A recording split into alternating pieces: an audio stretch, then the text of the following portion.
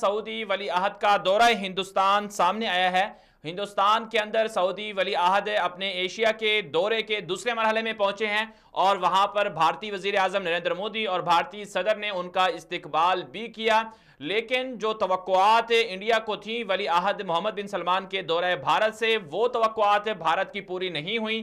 یہی وجہ ہے کہ ہم نے انڈین میڈیا پر دیکھا کہ بھارتی جو ہیں وہ کافی مایوس دکھائی دے رہے ہیں، اور انڈین میڈیا خود اپنی حکومت پر برس رہا ہے کہ جو توقعات تھیں وہ توقعات کیوں نہیں پوری ہوئیں۔ لیکن دوسری طرف سے ولی عہد محمد بن سلمان نے اپنے ایک بیان میں جو مشترکہ پریس کانفرنس ہوئی ان میں انہوں نے ضرور کہا کہ ہم آنے والے 2 سالوں میں انڈیا کے اندر $100 ارب کی سرمایہ کاری دیکھ رہے ہیں، لیکن انہوں نے $100 ارب کی سرمایہ کاری نہیں کی ہے۔ یہاں پر ایک مس گائیڈنگ کی جاتی ہے، ایک پروپیگنڈا پھیلایا جاتا ہے پاکستان کے خلاف اور سعودی عرب کے تعلقات کو خراب کرنے کے لیے کہ بھارت کے ساتھ سعودی عرب کے تعلقات پاکستان کی بنسبت زیادہ ہیں، اور بھارت کے ساتھ ان کے تجارتی تعلقات بھی پاکستان کی بنسبت زیادہ ہیں۔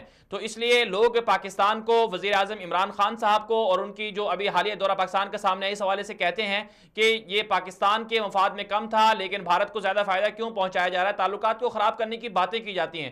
تو یہاں پر 2-3 باتیں بنیادی سمجھ لینی چاہیے۔ ایک بات تو یہ ہے کہ پاکستان اور سعودی عرب کے جو تعلقات ہیں ان کا پیچھے جو بیک گراؤنڈ ہے، یہ پیچھے جس بنیاد پر وہ قائم ہے وہ ایک اسلامی کلمہ طیبہ ہے۔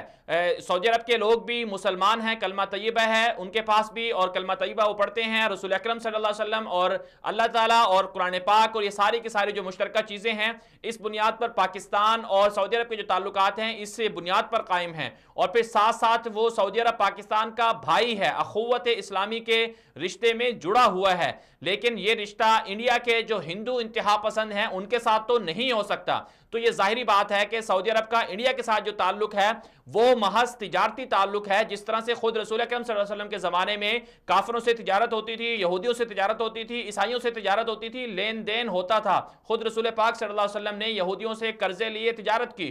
تو اس جو تعلقات ہیں انڈیا کے سعودی عرب کے ساتھ وہ تجارتی نوعیت کے ہیں، نہ کہ اس نوعیت کے جو پاکستان کے ساتھ ہیں۔ تو اس لیے یہ کہنا ہے کہ پاکستان کے ساتھ سعودی عرب کے تعلقات اتنے اچھے نہیں ہیں، یہ انتہائی غلط بات ہے۔ اور ہم نے ہمیشہ یہ دیکھا کہ پاکستان کی مخالفت میں کبھی بھی سعودی عرب نہیں گیا۔ وہ اچھی طرح سے سعودی عرب سمجھتا ہے جب پاکستان کے اوپر جنگیں مسلط کی گئی تھی، 65 کی جنگ، 71 کی جنگ، تو ان جنگوں میں سعودی عرب نے ہمیشہ پاکستان کا ساتھ دیا۔ جب پاکستان نے ایٹم بم بنایا اس وقت بھی سعودی عرب نے پاکستان کا ساتھ دیا۔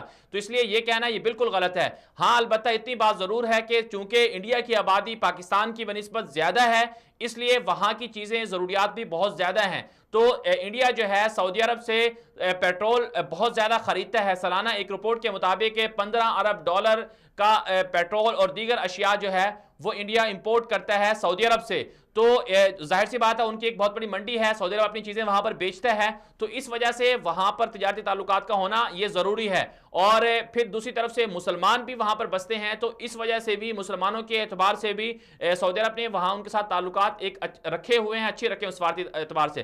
لیکن ہم نے دیکھا کہ پلوامہ حملے میں خود انڈیا نے بہت زیادہ کوشش کی کہ ولی عہد کو پاکستان کے خلاف کوئی ایسی بات کروانے پر مجبور کریں، سعودی وزیر امور خارجہ جو تھے عادل جبیر ان کو مجبور کریں، لیکن ان کی طرف سے کوئی بیان سامنے نہیں آیا۔ یہی وجہ ہے کہ خود انڈین میڈیا کہہ رہا ہے کہ مودی جو ہیں اس دورے سے جو چیزیں پوری کرنا چاہ رہے تھے وہ پوری نہیں ہوئی، اور اس میں انڈیا کو بہت زیادہ خسارہ ہوا، لیکن سعودی عرب کا جو اپنا ایک تجارتی مقصد ہے ظاہر ہے وہ تو پورا ہو ہی رہا۔